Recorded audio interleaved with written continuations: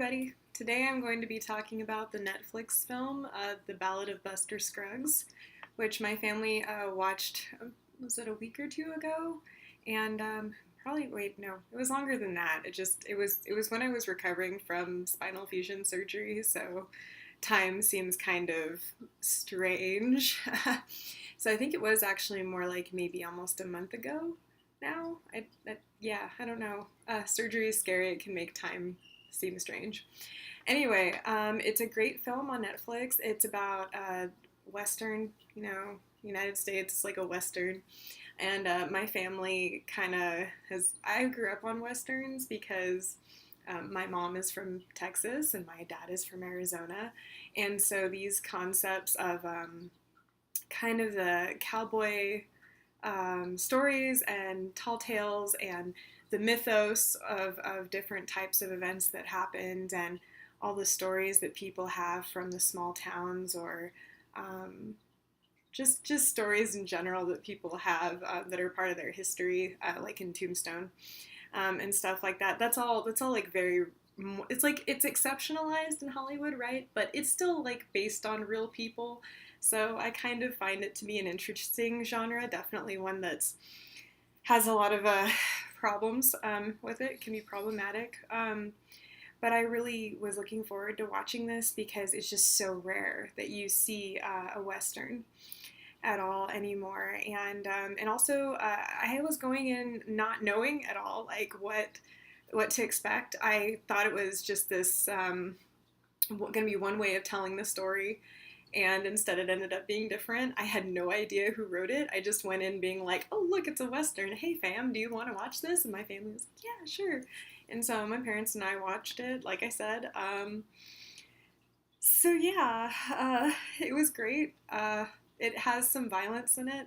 This video is really going to be about talking through what was going on in the movie, and then moving on from there at the very end, which I'll have in the bottom in the description. I'll put in a link to like, hey, if you just want to skip the film part and go to the travel part, I'm going to have a travel part at the bottom that talks about some places here in Las Vegas that you can come and visit that have to do with Western or frontier history, along with probably mention of one other town in Nevada. There are more, but in one other town that would be interesting maybe for you. And then about Prescott, Arizona, which is actually where I go do my distance learning for graduate studies, is at Prescott College. And they have a lot of really interesting Western history too. Yeah, so without further ado, The Ballad of Buster Scruggs. It was, I'll just say, like, if you haven't watched it, and you don't want, I'm not going to spoil it, but I am going to talk about it. And if you want to go in the way I did where you didn't know anything, leave now and then come back and watch this if you want still. Otherwise, yeah, you've been warned. I am going to be talking about it. And with that being said, it's actually a series of vignettes. And I really appreciated the book format that it opened with, being that I'm a bibliophile. And just the tall tale kind of nature of it, or just the tales of people's lives, was really interesting, even if a lot of it was, like embellished. Like the first tale that we encounter, which is the tale of, the Ballad of Buster Scruggs, which is a very accurate description of him. He likes to sing. At first I was very confused. My parents and I were sitting there like, wait, is this a musical? Is this a musical? And it ended up not being. It would have been okay if it had been, but it wasn't. There was some singing and stuff, and it wasn't terrible. I actually ended up really enjoying it. And Buster Scruggs is ridiculous, and I'm not going to say much more about him, except he's very much like this. I feel like it was a joke being like, hey, like, we know that Western movies and Western stories tend to be a bit over the top, or that there are tall tales about, things that happened out in the West, or on the frontier. And I felt like Buster Scruggs, the titular character, right, of the entire Netflix movie, is really an open kind of acknowledgement of that, being like, hey, yeah, we know that a lot of the things that people say and tell tale of are a bit embellished, much like Mr. Scruggs himself. So, he, there's not much more to say about him other than he is one heck of a sharpshooter. And he does eventually, his tale does eventually come to an end. And it was pretty surprising how all these things ended up happening. Like, you're kind of watching him and you're like, okay, so you have a terrible habit of wrecking people's bars, or excuse me, saloons. But I mean, like in one case it was a bar. And, you know, my dad was watching this one thing happen, and he's like, man, he just killed off all that guy's customers. I'm like, yeah. He'd be, you know, if the owner wouldn't be so freaked out about trying to stay alive, he would be pissed off, right? So, yeah, just know that Scruggs is a character. He's meant to be a character. He's also meant to be an exaggeration, and I felt like an acknowledgement of how over the top Westerns can be. And I thought that was a great way to start the film. The second one, I'm not really sure how to pronounce the tale itself, but I'm going to do my best. It's Near Algodones. And you'll recognize, probably anyway, you'll recognize the bank robber that it covers the story of. And this particular tale ended up being a meme. And it's a pretty dark humor one, okay? Yeah, but I have a dark sense of humor, and I thought it was pretty funny. If you've seen one where it's like somebody pastes something else over someone's face, and it's like somebody who's getting ready to be hung in like a line of hangings in like a Western town, and somebody turns around and is like, so this is your first time, huh? Like, that's where this comes from. That meme comes from this particular tale is basically a bank robber, and you're just kind of following him around, seeing what he's up to and the trouble he gets into. And I gotta say that one of my favorite scenes probably in the whole movie happens in this bit, even though this bit is not necessarily my favorite of all of them. And I can't get into it because I don't want to ruin it, but just know that, like, I think we all have certain feelings about banks, and the guy that runs the bank really does give that robber a run for his money. And that's all I'll say about that. And I know that was a terrible pun. I'm sorry, but I'm not really sorry. So the third one, which is Meal Ticket, is actually, it's really heavy. So like the first two, it's like, haha, like it's a parody. And the second one has some funny moments in it, but has that dark humor kind of starting to set in, which really, if you watch a lot of Western movies, or if you've seen them, or if you've read Western, books, and I'm talking like fiction, but even like nonfiction, let's be honest, life was pretty hard for people out here when they first got here. Although, like, I hate saying that because it's kind of like, yeah, and we really shouldn't have been here taking other people's lands. Not good. But anyway, if you're familiar with Western media in general, that like there's a level of darkness and death being a companion that is very strongly felt in a lot of those. I don't know, I feel like it's a strong thing, right? That, you know, life was sometimes, you know, actually often like short out in the frontier.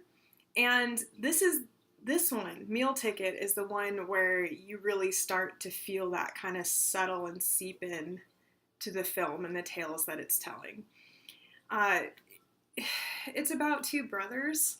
I'm pretty sure they're brothers. That one of them has a brother that has no limbs, and so he puts him up on the stage and he performs, right? And that's how they make their money. They travel around and do different performances. And this one was just, it was beautifully and tragically told. It really, I mean, it was hard to watch, which is as it should be for a tale like this, because it's a tragic one. And it was especially hard given that when I watched this, now that I think back to when I saw it, I was recovering from spinal fusion surgery still.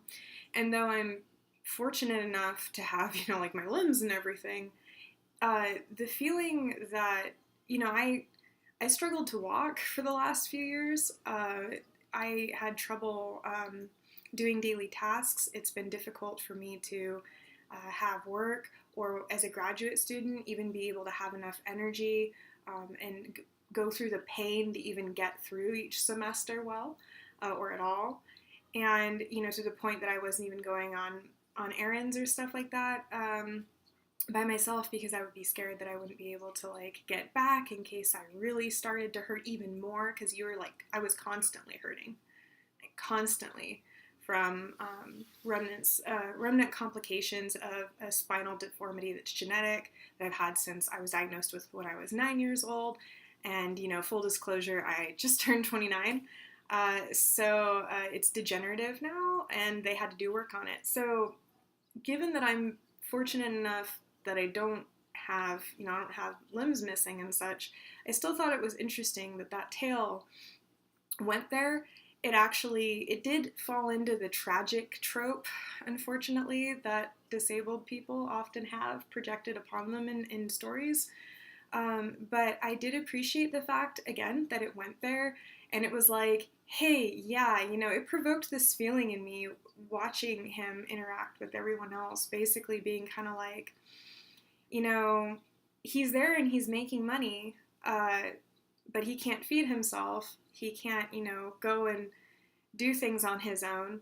And he travels and sees all these people, and all these people, I mean, it's not to say that they have it made. A lot of the people that are in their audiences every time they perform are people who are, they're working real hard, they're working ragged, they maybe don't have a lot, but it provoked that feeling in me of, yeah, but at least you have the use of your body, and you can work, and you can go and participate in regular, whatever the hell that means, society.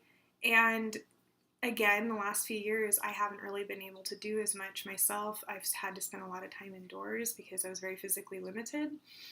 And so when I saw this character, like, basically always being like that stranger who is there amongst people, but is always from the outside looking in, that really got to me. and as a person who has disability, that was very it was touching. And again, whoever wrote that segment, like, again, it falls into the tragic trope, so I have some mixed feelings about it, but I'm just amazed that it even provoked those thoughts or feelings or emotions within myself. Again, that's these are all like my personal reactions to things. So anyway, that was Meal Ticket. The ending of it, just, I mean, it foreshadows, things. When I was watching it, I immediately turned to my dad and said something related to like a biblical thing, and I was like, yeah, this is probably the route this is going to take, and unfortunately it does. But it was good foreshadowing, it was good storytelling. Yeah. So that one ends like ripping your heart out. And the next one is actually, the next tale is my favorite out of all of them, which is the All Gold Canyon one. That one is just great because I tend to be an eccentric hermit, sometimes not by choice, right? Like when I have physical limitations or things like that, which has gotten better since surgery, by the way, but again, it's still a degenerative condition. So I have to live each day being like, oh wow, I can actually go do regular things. And yeah, and I don't know how long that will last. But anyway, this dude, like, he's like the eccentric hermit type, and I am too. I'm introverted. I seem extroverted when I'm excited about things or when I'm comfortable around people, but I am very much a hermit in a lot of ways. And so when I saw this old miner dude, I'm like, yeah, okay, let's see what this guy's story is. So he comes out of the forest and he goes into the Gold Canyon and he's talking to the land. And I thought it was interesting that the land in itself became a character during this vignette that he interacted with and talked to, right? Okay, so a lot of people are like, well, that's weird. And I'm like, man, like, no, it's not. Like, what? Like, I don't know. I'm kind of like, okay, if you have a pet and you talk to your pet sometimes, which is not really a great example because I don't want to think of the earth as a pet, but anyway, like, it's not abnormal, I guess is what I'm saying, that if you're alone for a long period of time, or you're on your own. Like, for instance, this Prospector Guy, he's probably been out there for Lord knows how many years, okay? Probably traveling from town to town, place to place, only going to town to restock up on goods, maybe have a little bit of fun, okay? And then go back out in the wilderness. And that's what he does. That's who he is. And I kind of get annoyed with people who are like, well, that's so weird. And I'm like, you know what? The only thing that's weird here is the fact that you can't understand that there are people who operate differently than you, and that that's okay. And it doesn't mean they're like insane. Okay. And even if they were considered that, that's not a bad thing necessarily. I'm not going to get into neurodivergence because we'll be here all day with me being irritated at how people treat people who are neurodivergent. Don't know what a neurodivergent is, so I'm getting angry. Don't know what neurodivergent is? Go Google it.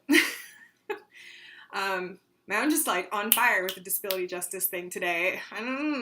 Anyway, I love this because it's this old miner guy, and you know, I don't want to spend too much time on it, but just know that it was great because it talked about I felt like one of the themes of this particular tale was when you're elderly versus when you're young, okay? And kind of the challenges that come with that. And I thought that was a really cool thing to put in there, along with the fact that the prospector himself treats the land more as like this entity that he lives alongside and interacts with and all of that. So yeah, so there's and two more tales. One was it the girl? No, the gal who got rattled. I'm like having a look. I'm like, it's the gal who got rattled.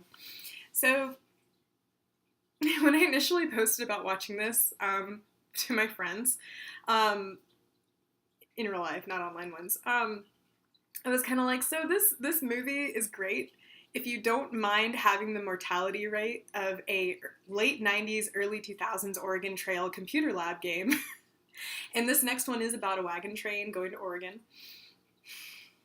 And in this kind of wealthy gal who, well, she's not wealthy on her own, right? Because her brother kind of is, but he is really bad with money. And in other words, he's really poor as far as his judgment with who he goes into business with, okay? So a lot of boom and bust. And so she's kind of stuck following the whims of her brother, and they're kind of living at a boarding house together before they leave to go on this journey to Oregon, right? So I don't want to totally summarize it, but I felt like I was watching something that could have been a romance novel movie thing. I can't words. It seemed kind of like it with the atmosphere and everything was kind of, I was like sitting there being like, okay, I don't read Western romances. I like supernatural and paranormal romances if I'm going to bother reading it, and even then I'm very picky about how people write. It's a personal preference thing. It's not being mean. And I was sitting there going, okay, I'm just waiting for like all the other stereotypes to happen that should happen in this kind of story. And some of them did happen. But at the very end, we got back to the whole Western media thematic thing regarding the harshness of the frontier. And, man, the ending was painful. But, you know, I appreciated, again, the fact that I felt like, yeah, that's probably more realistic. Like, she probably wouldn't understand that you stay with the train, even though, you know, people tell you that, and for some reason she just thinks she's, like, not up, she's above that somehow, which is strange, because she's actually a fairly humble gal in a lot of ways, because you're taught to be, right? Because that's what is considered desirable if you're of a certain set of class, like a class system, like you're a higher class or higher class. Sort of not really much middle class back then, unless you're talking about merchants kind of doing well. So like a higher class, women were, especially white women, are kind of like, you be humble before men and all this other stuff. So she fits that very much. She's a very virginal character. She's very naive, which makes her really frustrating sometimes. But I actually found myself finding her to be endearing in the end, and that's what made the ending hard. So yeah. the very last one, the very last vignette is wonderful too, and it's called "The Mortal Remains." I think this is right up there with the Prospector one, the Gold Canyon one, for being my favorite. And it has a lot of great cameos by some actors that you may recognize. My dad was like, "Hey, isn't that Donnie from Frasier?" I'm like, "Okay, so he's had so many other great roles, but my family always thinks of it as that because we love Frasier. I love Frasier, actually. It's one of my favorite shows ever." Anyway, yeah, that whole stagecoach scene, that basically most of the vignette of The Mortal Remains takes place in a stagecoach, okay? And it's just these characters, and it's very intimate, it's very well established, it feels like you're looking in on a very private conversation, like you could be sitting right next to them in the, in the stage and rocking back and forth and stuff. And it's wonderful because it reminded me a lot of when you go and see theater, and when theater is in this like one setting for most of the story or the scene or whatever. It's like if it was most of the story being in this one setting and then the characters coming in and out from that. It reminded me of that kind of intimate setting and being privy to these conversations that are going on. And that made it beautiful. Of course, it was foreshadowing all along, actually through all the vignettes, the conclusion that The Mortal Remains reaches. And without spoiling it, just know that it is beautiful. Again, I was I was goth in high school, and so like this kind of macabre vibe, I just really dig it a lot. So yeah, it was great. It was nice and spooky. So that's the Ballad of Buster Scruggs. They close the book after you're done going through all the different tales, and yeah, so it's good stuff. I really enjoyed it a lot. Again, going into it, I had no idea that it was just a series, not just a series, but it was a series of vignettes and tales from a collection. I didn't know that. And so it made it for a very interesting viewing experience. I hope that you enjoy it as well. There are a lot of things that, I don't know, I just found it also very visually stunning. The way they were able to create unique atmospheres that were very immersive and believable for each story was also amazing. Not to mention the soundtrack. Soundtrack was also great. And I don't know who did their costumes, but like, yeah. So that being said, I enjoyed it, obviously. And I hope you do too. I found out it was a Coen Brothers film, and I'm like, so much sense has been made, because it's just the way they direct, and sometimes, the level of violence that can happen. There is some gore in this. I mean, it's not gore to me. It's just like, oh, look, it's blood. Oh, yeah, he got shot. Yeah, okay, But anyway, it's their stylistic, it's their way they tell stories. It's really, I don't know. After I was told that, I was like, yeah, it is a Coen Brothers film. You can tell. Yay. So, I think the ending of this video, I just wanted to say a few bits about things you can do here in Las Vegas that are related to Western and frontier history and in the cultures that existed back then. So here in Las Vegas, there's a few things. One of them is really controversial right now, but not for long, because even though a lot of us have signed petitions, it'll probably get demolished anyway, and that's Bonnie Springs. Which is going to be gone probably at the end of February into March. That's when they're going to demolish it. If you don't know much about it, Google it. It's a fantastic place. I went there with my family a few weeks ago when we went, and I'm sad that it's going to go away. Like, it does need a lot of TLC, the property does, but I wish that it would become a historic landmark so people could actually put in the historic, they could put in the TLC that it needs in order for it to be, preserved. Because the history behind it's pretty interesting, and I had some of the best food that I've had in years when I went to their restaurant. They had I can't even just look at Bonnie Springs and be like, oh, this is kind of cool. And yeah, it's a little touristy. Okay, it's a lot touristy, but in like the best way. Okay, so yeah, Bonnie Springs is one of the things you can do until March. And then there's the Springs Preserve. I'm actually wearing a shirt from there right now. It's Boomtown is what this shirt is about. And the Springs Preserve is actually not far from the Strip. And it's a collection almost of museums. And I went there at first because I was studying, I was taking some courses that had to do with sustainability, and they actually had different sustainability exhibits, including sustainable housing and stuff like that that's there. They have a botanical garden that's beautiful to walk around in. They have trails that you can use. They have a bicycle rental that you can also do for those trails. You can also walk them.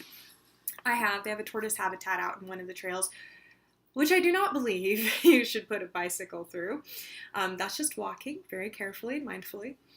And there's Boomtown, which is a historic kind of recreation of several buildings that are here in Vegas, including a saloon, banks, and things like that that are very much Western. There's some newer houses that are actually historic homes from Las Vegas that they've taken apart and reassembled on their property, and there's one of them that's open that's a really neat experience, and it has like actually like who owned it and all that in there. There's a rail station, there's this little train that you can take to Boomtown, and there's also the Nevada State Museum, there's the Origin Museum, and I feel like I'm missing something. There's just so much to do at the Springs Preserve. It's really cool, and it is actually one of the more, I believe personally, like super family friendly places to go. And again, it's not far from the Strip. It's educational, but it's also super fun, and a lot of their exhibits are interactive, especially the sustainable ones. My dad used to work for a utility company before he retired, and he was kind of like, wow, okay, you can go at these things that show where the power comes from, and they're like actual things, like you can pull this line, and this video kind of VR thing shows you, follows the power lines as to where it's going. He's like, wow, I wish we had stuff like this, you know, even back in California, to show people as part of exhibits. But no, we didn't have that in NorCal. Maybe we did, and I just didn't know. I doubt it. But yeah, it's really cool. So Springs Preserve's awesome. There's also, I think it's the Mormon Fort that I haven't been to yet, that is also not that far from the Strip. And that's actual history too. Like I mean, the Springs Preserve and Bonnie Springs are too, but this one's like, ooh, like people dressed up and all different stuff sometimes, and I haven't been there yet, so I'm kind of like, I want to go. So that's there. So those are 3 things in Las Vegas. And there's also the town of Pioche, which if you watched Ghost Adventures, you will know about, because I think it was over 70 deaths before their first naturally occurring death is one of their claims to fame. The other one is I think is it $1 million?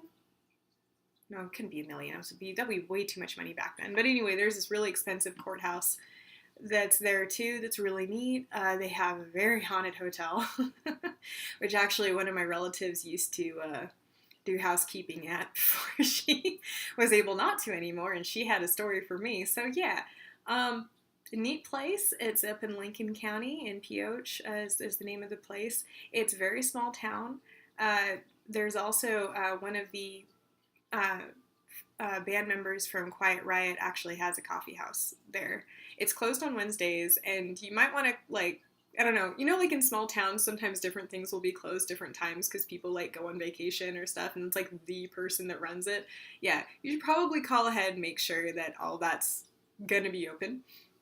And, you know, ask where to eat and stuff. I know that I think one of their diners is gone right now, but you can get food in Caliente, although this time of year there'd be snow because it gets very cold in parts of Lincoln County, and especially in Pioche, so you've been warned.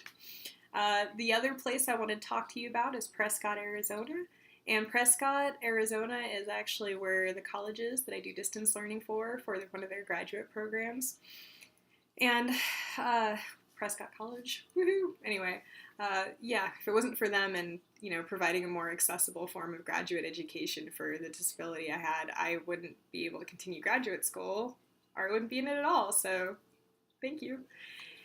Anyway, Prescott is a place where I made a video before, at the beginning of this channel, where I was staying at the Grand Highland Hotel, which is right on Whiskey Row. There's the A1 Palace Saloon. I think it's A1. I always see like the sign that has A1 and I'm like, okay.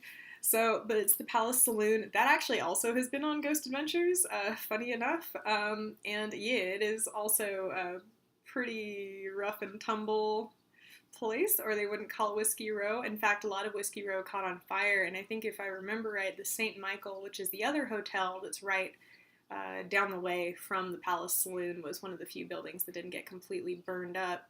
So there's some pretty interesting history there. It was funny. It was like everything got burned up and people took their liquor and like moved it to what is now where the courthouse is in the middle of the square there on Whiskey Row, and they put all their liquor there and they made like an impromptu like place to just be sitting there drinking after the fire. So there's some pretty interesting Western history there. There's the Charlotte Hall Museum that I talked about in those videos, which is right around the corner from Whiskey Row, and it is a fantastic museum. I highly recommend going if you're interested in Arizona state history, or the territory of Arizona, right? Which is really what it was when Charlotte Hall started to put together, I think it was, if I'm wrong, Arizonans, please forgive me because I'm not as well versed in your history, but it was the territory of Arizona for a long time, and I'm pretty sure that that's why Prescott was the capital, I think, at that point. Yeah, so it's pretty cool. And also the fact that even though Charlotte Hall was a wealthier white woman, the fact that she was able to be a historian and start collecting information about the region is important. I do appreciate that. That's a really great museum. There's some other museums around there that I also recommend checking out. It's just I'm blanking on their names right now. They do exist, and I'm pretty sure one of them is actually just like Western focused, so check it out. They also argue about who has the the oldest rodeo.